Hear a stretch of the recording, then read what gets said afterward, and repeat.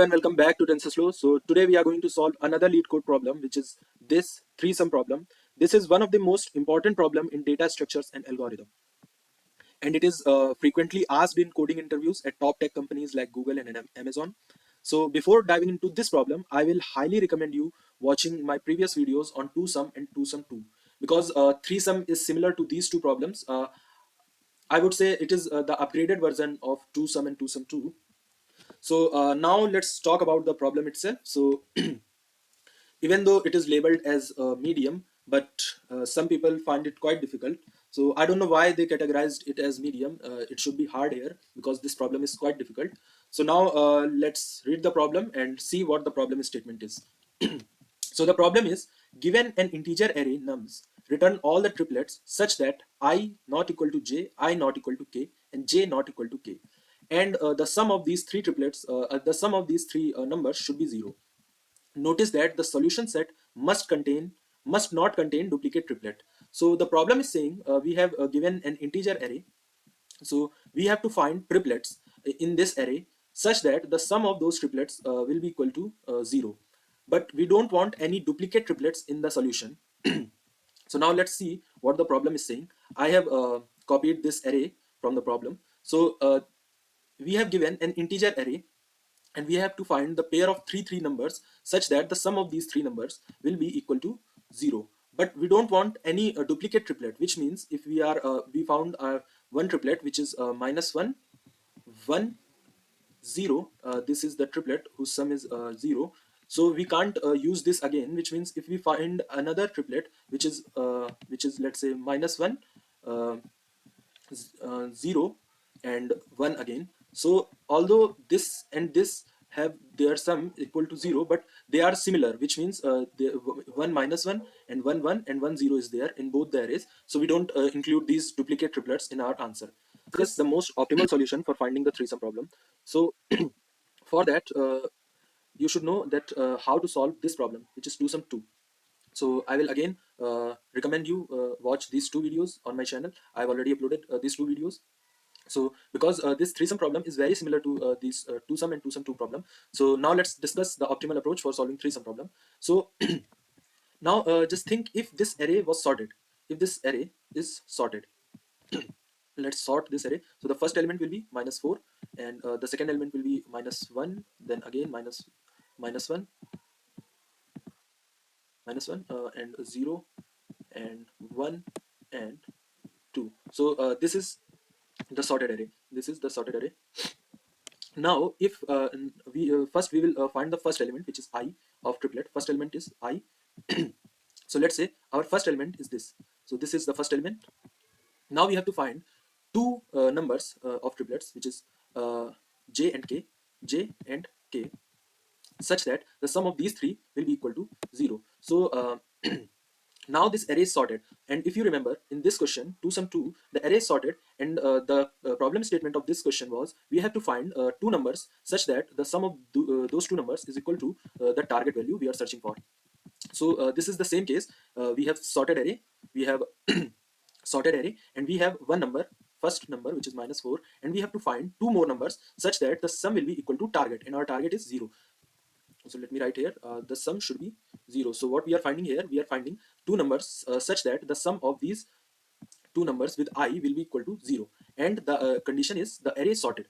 So what we did in this solution, in the solution of two sum 2, we have started two pointers, left and right. Now in two sum problem, we have started the left pointer from the first element and the right pointer from the last element. But in this three sum problem, we don't want any overlapping between I and j. So we will start our j pointer, which is a left pointer, from I plus 1, which is this element. So we will start our left pointer from this element I plus 1, and our k pointer from the last element. So this is our k pointer. Let me erase this.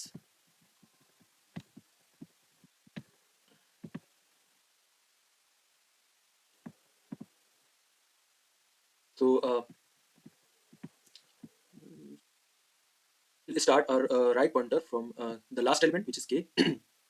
And now we have a element, b element, and c element, and we have to find if the sum is equal to 0 or not. So we will check I plus j plus k is equal to 0 or not, is equal to 0 or not. So if the sum is equal to 0, then we have found our triplet, and we will store this in a list. But if the sum is greater than 0, which means or smaller than 0, it can be greater than 0 or smaller than 0, because we will not get 0 always as a sum of these three numbers. So let's try with the first element. So let me write it here. So our first element is this, which is -4, and our j is pointing to this element, which is -1, and our k is pointing to this element, which is which is 2. So the sum of these three numbers will be -5 plus 2 equal to -3. So the sum of these three numbers is equal to -3. So this is smaller than 0. The sum is smaller than 0. In this case, the sum is smaller than 0 because the sum is -3. So in this condition, what we will do is we will move this j to the next position. We will move j one step further. Now the value of j is, so there is one more problem in the sorted array, is that we have neighboring element equal, which means if there are duplicate numbers, we have them in neighboring elements. So we have to deal with that problem also. Now let's first discuss the problem like this. After that, we will handle special cases. So now let's say our j is here now. So j is pointing to 0, and k is still pointing to k, and I is still -4. So now our I is -4, our j is 0, so plus 0, and our k is pointing to 2. So this is 2. Now the sum of this will be -2. So this is again still it is smaller than 0. So we will again move this j pointer here. Now our j is pointing to 1. So we will again calculate, and we will calculate till we find the sum equal to 0. And when we will find the sum equal to 0, we will store this answer in our list. Now let's code this and see how it will work, and then we will discuss the special cases and what are the anomalies in this problem. So let me copy it here, and let's start coding this. If you're not understanding this now, after I will write the code, I will dry run it, and then you will understand it clearly. So now let's write the code and understand that how this solution will work actually. So the first thing we have to do is sort the array. So we will sort the nums array. We will write nums.sort. Now our array is sorted. Then we will again start an empty set. Although we don't need a set anymore because our solution is already sorted, but we will use set. So now the first thing we have to do is we will start with start our I with this element, and we will start two more pointers, j and k.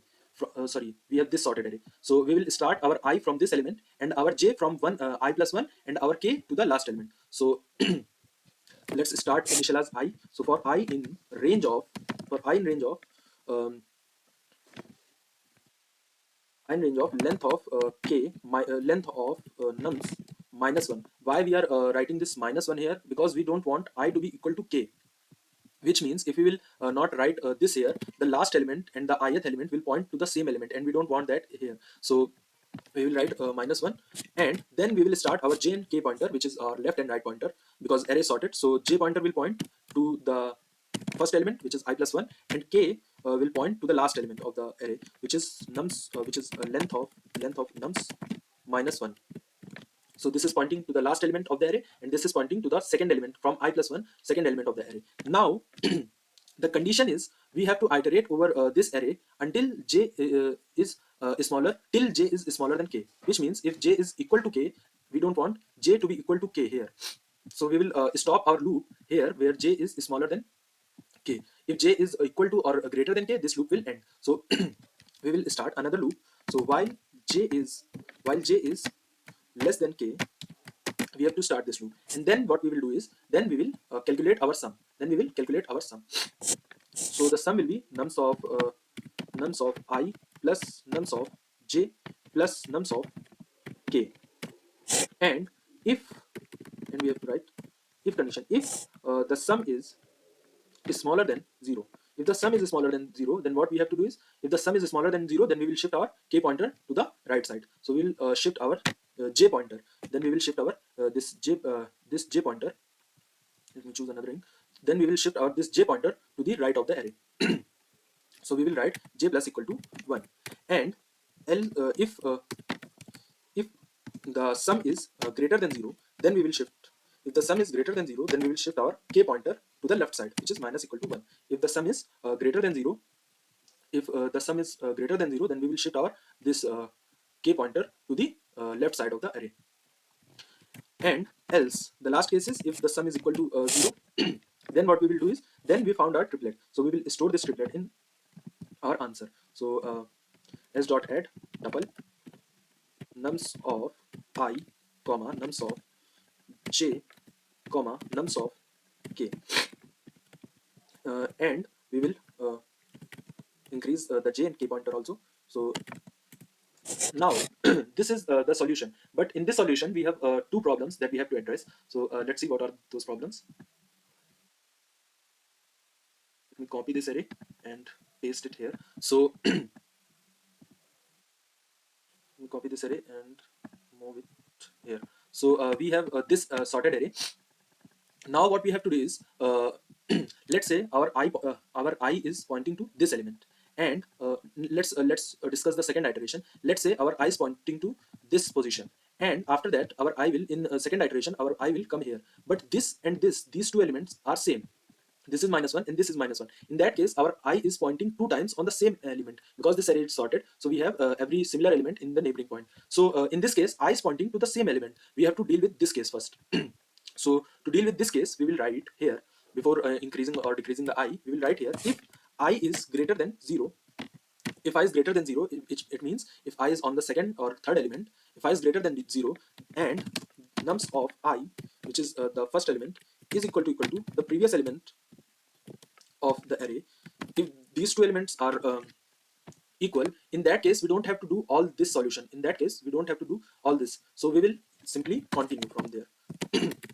So in that case we will continue and we will not calculate all this in that case. And the next case is, let's say um, in next case, let's say our j is here, and in second iteration our j will move here. So our j will move here. So here first we have calculated it for -1, then we have to calculate it for -1, because in sorted array neighboring elements are equal, may be equal. So we don't want to calculate our sum for similar value of j, so we have to deal with this solution, this problem also. So for this we will easily write here that and in sorted array it can be like this. The first element is 1, the second element is also 1, the third element is also 1, fourth is also 1, and then we have fourth is also 1, and then we have 2, and so on.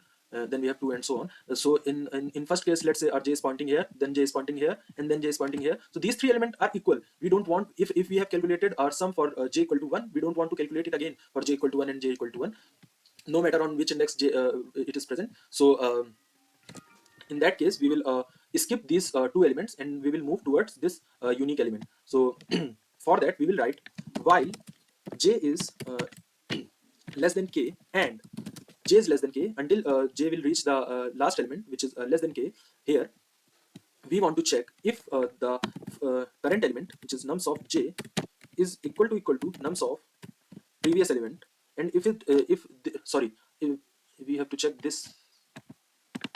Okay, so if until the j is less than k and the current element of j is the current value of j is equal to the previous value of j, then we have to skip j, which means we will plus equal to 1. We will increase the j until the value of j will be unique, which means this condition is false. Then we will iterate through this loop again. Until that, we will iterate in this loop and we will increase the value of j until we will find the unique value, like 0 or 1 or 2, until we will run this loop. Now we after this we have found our unique solution, unique triplets. So we will directly return this here. So we will return the list of our solution, which is s. So now let's run this code and see if this code is working or not. After that we will dry run this code and check the solution. So it is saying that int has no attribute to add. Okay, so we have initialized to a variable with same name, so let's call it answer, and we will add answer here, and we will return answer here. So we have initialized this variable and this variable with same name. That's why it has confused. So yeah, we have passed all the test cases, and now let's submit the code and see if it is working or not. So this time this will not show the time limit exceeded error, because this is the most optimal solution of the problem. So as you can see, we have passed every test case. Now let's discuss that what we can change in this. So instead of set, we can use list here. Let me show you. We can directly use list here, L equal to, we will initialize empty list. And because we are dealing with duplicate element here, duplicate I here, and we are dealing with duplicate j here, so we don't need to store the unique solution, because we are making the solution unique by this and this. So we can directly append this solution in our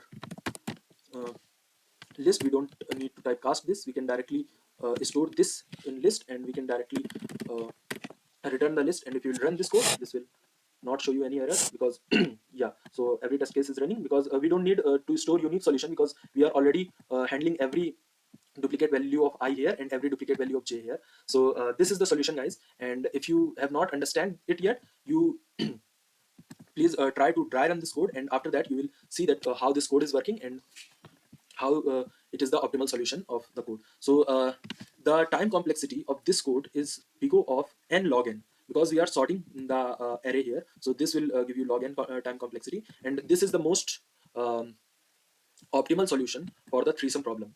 So that's it for the video, guys, and thanks for watching.